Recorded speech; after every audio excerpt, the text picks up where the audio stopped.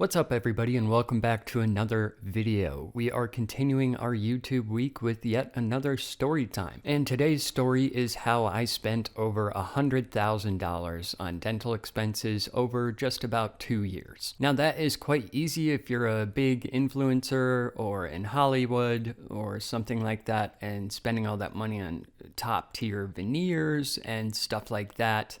But my work that I had done was mandatory. I had to do this. It was not fully cosmetic in nature. Now, if you're wondering what the YouTube week is, I'm referring to my week that I do on YouTube, which is Tuesday through Saturday, where I try to upload a video every day. So that is 5 videos a week on a range of all sorts of topics. So if that sounds like something that interests you, consider subscribing to the channel. With that being said, let's get straight into this story. I feel like childhood is important to start with here because dental issues that you have in your childhood, if they're major enough, they can certainly carry over into adulthood. However, my childhood in terms of this story is very boring. My parents took me to the dentist every 6 months. I brushed decently well. I had a couple of cavities, pretty typical, nothing major. The first root canal that I had was when I was about 14 years old, and it was not due to any hygienic issues or anything like that. I actually slammed my bike handlebars right into my front teeth and I chipped one so bad that they had to do a root canal. Nothing was going too crazy for me at this point. So we'll jump all the way into adulthood here, and when I moved out to Colorado and started my tower climbing career, I was traveling a ton at that time, so I did not go to the dentist until I started working for my second company. So that was about 3 years. And a 3-year gap is pretty big for dentistry. Obviously, you want to be going every 6 months for regular cleaning. So I finally got up the courage. Part of it was dental anxiety, which a lot of people have. And the other part, I guess, was just sheer laziness. So I got up the courage to go to the dentist. I found a really good one in Denver, and they did a consultation with me where I found out what the damages were. At this time, it wasn't terribly bad. This will sound pretty bad to some people, but this is just the tip of the iceberg. But I had 40-something cavities that I needed filled, and I needed 1 root canal, but no extractions or anything at that point. So pretty straightforward. And that was about $10,000 worth of work, but I had insurance and we kind of stretched it out over 2 years, so my insurance maximum would pay it out. And this isn't even a part of the big expenses that I'm going to talk about. Over the course of the next couple of years, that is when things really started to go downhill for my teeth. And just for note, my dental hygiene was pretty good. It wasn't the best, but it wasn't the worst either. I was brushing at least once a day, sometimes twice, which I know isn't the recommended amount, but it wasn't like I was skipping brushing for a month or anything like that. And sometimes I would even floss for a bonus. So despite this dental hygiene that I had, which was pretty good, and the fact that I was now going to this same dentist every 6 months, so I was doing most of what I was supposed to, I started to get abscess teeth. And if you don't know anything about abscess teeth, I pray that you never find out, because I don't wish that pain on anyone. So it's a swelling in your root, and your tooth is very hard and durable. And your root is inside of that. And when your root swells, it essentially has nowhere to go. So it is incredibly painful. And I have broken my collarbone before snowboarding. And I will always say this, that I would rather break my collarbone 5 times in a row than deal with the pain of another abscess tooth. It is seriously that bad. It is right at the top of the scale. Getting back to that, I had my first one, abscess, which was a very scary experience, obviously, because I hadn't gone through that before.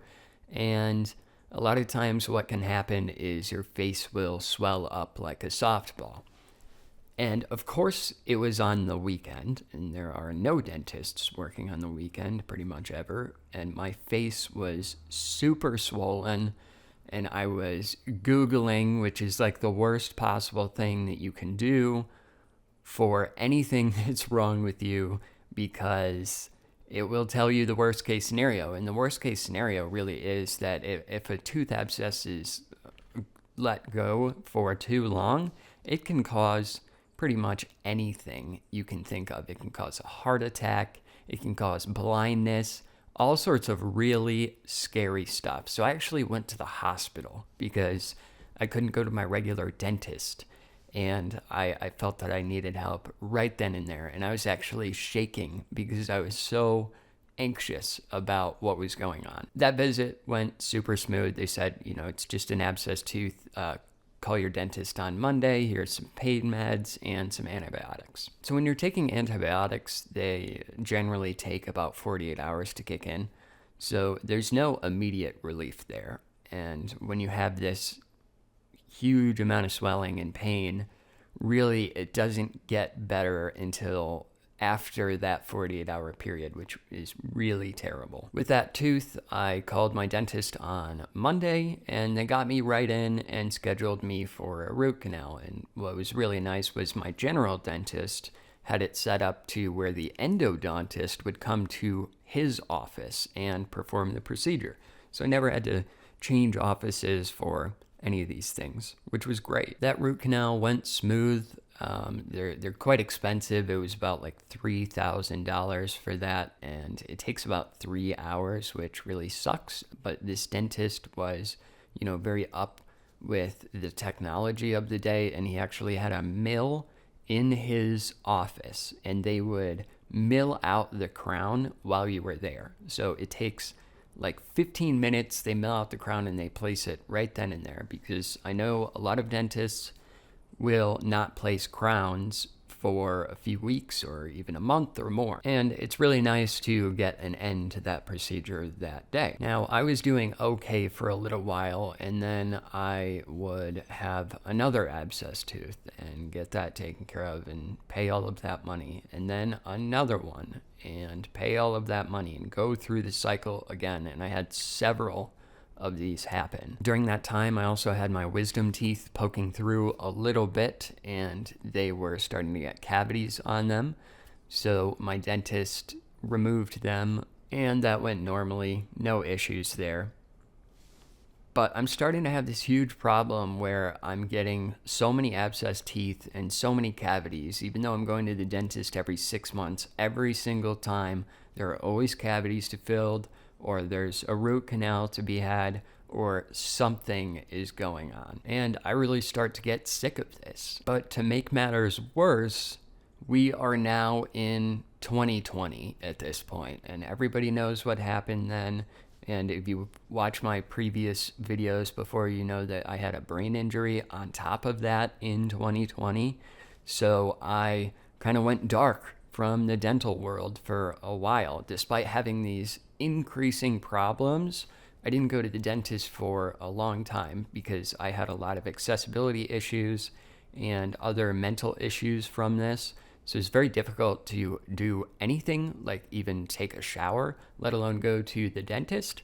So that stretched for about 2 years. I didn't go to the dentist for 2 years at that point. Now, at this time, I had moved back home because of my disabilities. I needed help from family, and I was kind of back into a stable situation. I was improving my health slowly, and I was in stable housing.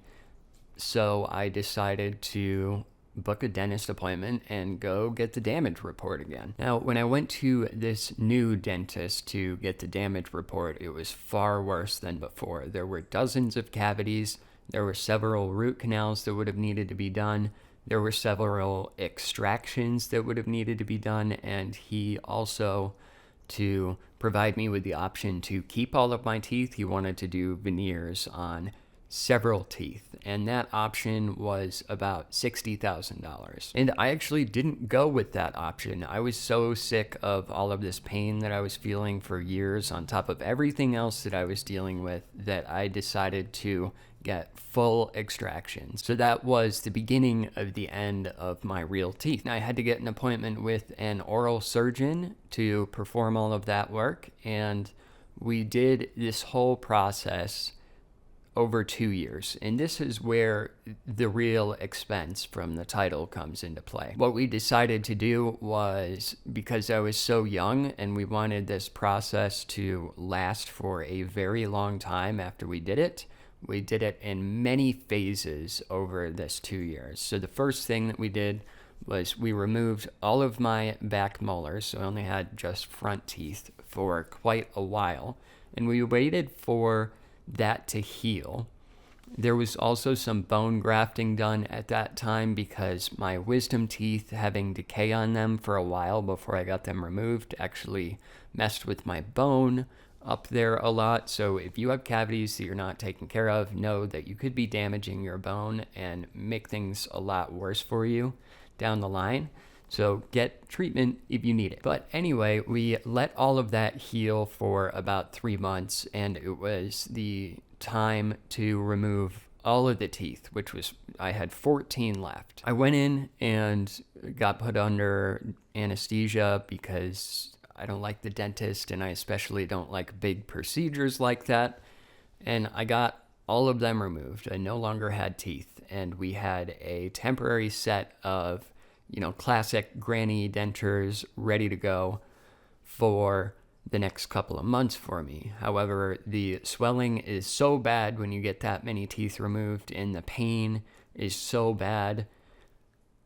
Same with the tenderness. You can't put those temporary teeth in for a while. Some people can't put them in for weeks. It just depends on how your body reacts to it. But for me, I couldn't do it for at least a week. So I had to hang out at home with no teeth and not go out, obviously, because I didn't want to be seen in public like that for about a week before I could finally get them in where it was a little bit painful, but it was tolerable. And my dentist referred to this temporary set as going to church teeth. And what he meant by that was, because it was more of an older crowd thing to lose all of your teeth, they were the set that grandma puts in just to go to church and be presentable. They did not have a whole lot of function.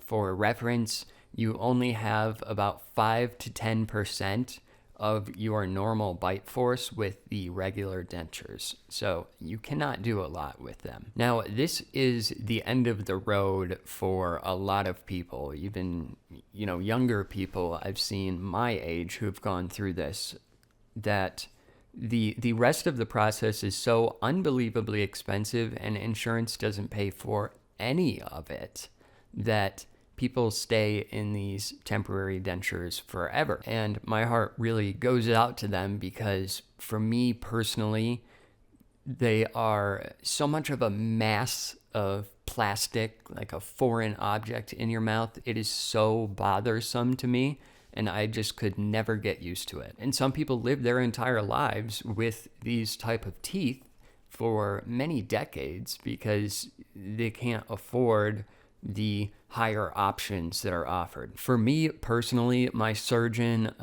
didn't take any insurance. However, you can get some implants and bigger work like that covered by insurance. Usually the doctor's list is very restricted, and they will only cover, say, 30% or 50%. And the big thing that really gets you with these high ticket items is most insurance plans only have up to like a $6,000 a year maximum, and that's for a super good plan. And obviously you go way over that with this type of process. So we started working on the plan for my permanent solution. And what we decided to do was an all-on-4 type of set. That's what it's called generically. There are many companies that produce this, but basically the idea is you have 4 implants on the bottom and 4 on the top. And there is a zirconia alloy, which is kind of like a ceramic thin piece of teeth and gums that are basically bolted to those implants. You cannot take them out, and your dentist is the only person who could do that. The other option you can do is called snap-in dentures, and that's where you will have implants placed, and you would have something very similar to the regular dentures, except for they'd have little receivers on them so you can snap them into the implants. Because one of the major problems with regular dentures that are not secured to anything is they move all the time. Like when you're chewing, they'll rock, they could slip out. It's just terribly inconvenient. So some people go with the snap-in option because it's a little cheaper and it anchors everything down a lot better. But I was going for kind of the highest tier because I was lucky enough to have the resources to pay for that, which is the upgraded kind of ceramic type teeth that are fixed in the mouth. Because the snap-in solution, the actual prosthetic has to be bigger, so there's more plastic and foreign objects in your mouth, which I really didn't enjoy. The all-on-4 process is basically like a very thin little horseshoe, so it is the minimal amount of stuff in your mouth, which is great. And the alloy is far stronger than anything that would be done with regular dentures, which is usually an acrylic. And you can get 90 to 100%, depending on who you are and how you react to it, of your regular bite force back if you go for this top tier option. So it's obviously a very attractive option. However, it is extremely expensive. To kind of check in where we're at on the price point, I'm at about 20 grand spent with these two doctors in New York so far, with all of the extractions and the bone work and the consultations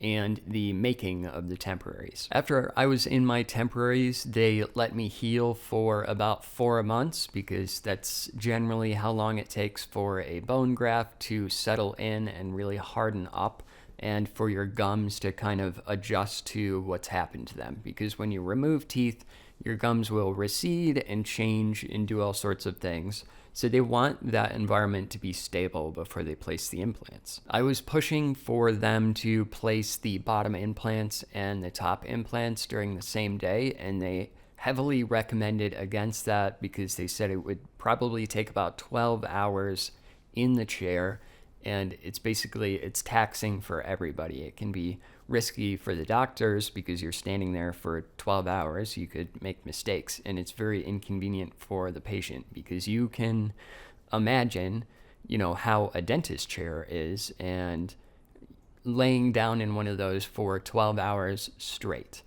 So they convinced me to get the bottom done on one day and then heal and then do the top, which is why this process has taken so long. So I go in for the bottom set, and at this point, what is due for this round of treatment is a check for $35,000 even. And I paid it to one doctor because he cut part of the check to the other doctor. So I have two doctors. One is the surgeon, and the other one is the prosthodontist, who specializes in actually making the prosthetic. So I was paying for the surgeon to do the implants, and we actually did 5 in the bottom. And I was also paying for the other doctor to make the zirconia prosthetic that I needed. So we're already up to a cool $55,000. Now what they do for that process is there's a lot of people in that room. There's the surgeon, then my prosthodontist, and both of their technicians. And then there are people from the lab who specialize in making these prosthetics present also, because what they do is they drill the implants and place them.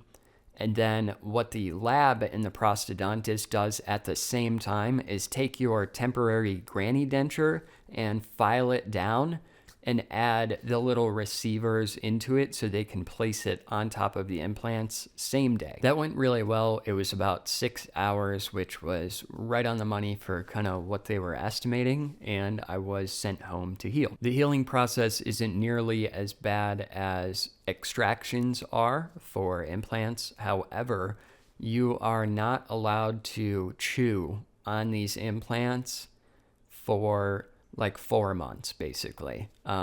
You can start chewing after maybe like 12 weeks, but it has to be really soft things, so your diet is completely restricted for a very long time. So this 4 months goes by. I get the green light from my surgeon. I go in at the end of the 4 months. He takes images. It's all good. He passes it off to the prosthodontist, who contacts the lab, and they start making the final zirconia prosthetic for the bottom. And that process is really cool. It's all completely digital. Like, you don't do any impressions or anything. They put a wand around your mouth and scan everything into a computer, and it's all extremely accurate. So that was a very interesting process to go through. Just about right after that, I was ready to do the top because I was completely healed on the bottom and ready to go for round 2. However, this round did not go as well. Because of my wisdom teeth issues before, they had softened my bone, and the bone on your top jaw is just naturally softer than the bone on your bottom jaw. So the surgeon was quite worried about this. And for that reason, he decided to place 6 implants in the top, and also decided that we were not going to retrofit my old set and load them onto the implants immediately. He was going to close my gums back up that day, and I would just have my regular top denture in for those 4 months as I healed before we loaded them. And this can happen when you're worried about stability issues, or the bone is really soft and you need to just protect those implants to heal, and just closing the gums over top them is a very good way to do that. During this time, after my surgeon got in there during the procedure, he noticed that my sinuses were a little too large. I didn't have a lot of bone near my sinuses, and this can happen naturally with a lot of people, or it can happen because of bad dental hygiene. Sometimes it's a mix of both. So he had to do what's called a sinus lift, which is putting bone grafting material into your sinuses. And it adds a lot of cost to the procedure. I didn't end up getting away as nicely with the top because he had to do 1 extra implant than he did for the bottom, and he had to do the sinus lift. So the top process was $40,000. So now we're at $95,000 just for this part of the dental journey. It's not, we're not talking about any of the stuff that my dentist in Colorado did, which was probably about 20 grand worth of work. This is just this stuff. And that's kind of where we come to today. I still have the temporary top in. I have my permanent bottom in. And I am rounding the corner to that 4 months to where we can start making the permanent for the top and get that attached, at which time I will be completely done. These 2 doctors throughout the whole process have been amazing, and they've done such amazing work, and I would not have anybody else do this process. I've been very happy with the work, but obviously the downside is the price. It's insanely expensive to get this procedure done.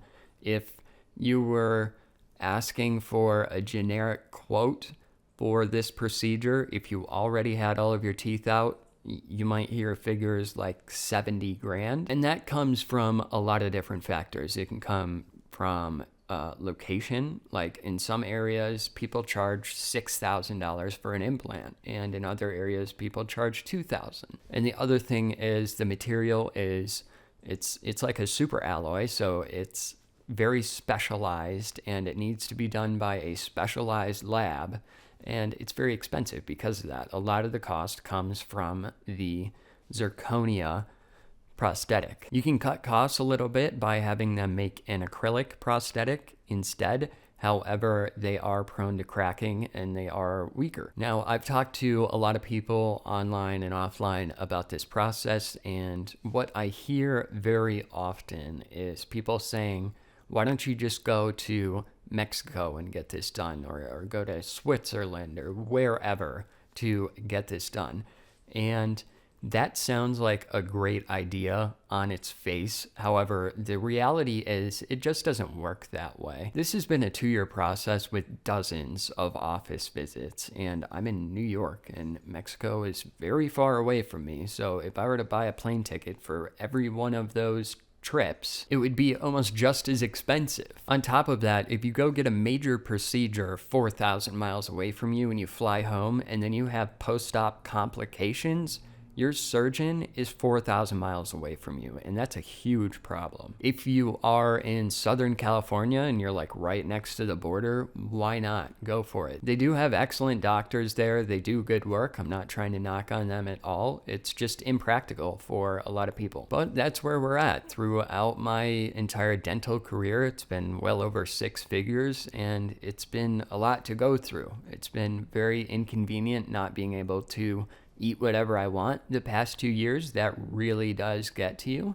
Soup will get old after about 3 days. It gets very bland and awful to eat. When you get this process done, you'll also realize just how much social situations surround food. Any type of social event has food there, and it's just so inconvenient to not be able to eat most of it or any of it at all during these events, and people ask about it and you don't want to say because it's a super long story or it's embarrassing to you or whatever. If I become successful in whatever way in the future and we still have this same terrible healthcare system and people who need this $80,000 procedure don't have $80,000 and their insurance won't cover it, I absolutely would love to start a foundation where we can provide that type of dental care or the financial assistance for that dental care to people who really need it. Because the thing is, you can get a set of dentures that doesn't attach to anything, but if you're really young and you have many decades of life left, you will begin to lose your jawbone. And when you get really old, you will have major issues, and then you can get into maxillofacial surgery and all sorts of stuff. It kind of bumps into the medical world after a little while with much more major issues for you. So it's really crucial to have something, if you're young, like implants or natural tooth roots that kind of provide force to that area of the bone so it doesn't start disappearing, because that's essentially what it does. If it's not being used, it will go away. So that was my story about how I spent 6 figures on dental work. If you're going through this yourself, my heart absolutely goes out to you, and whatever path you're choosing on that, I hope it goes so well for you and you get everything that you wanted out of your dental health. Thank you guys so much for watching. If you'd like to support the channel, don't forget to like the video, leave a comment below, and consider subscribing to the channel. With that said, we'll see you guys tomorrow.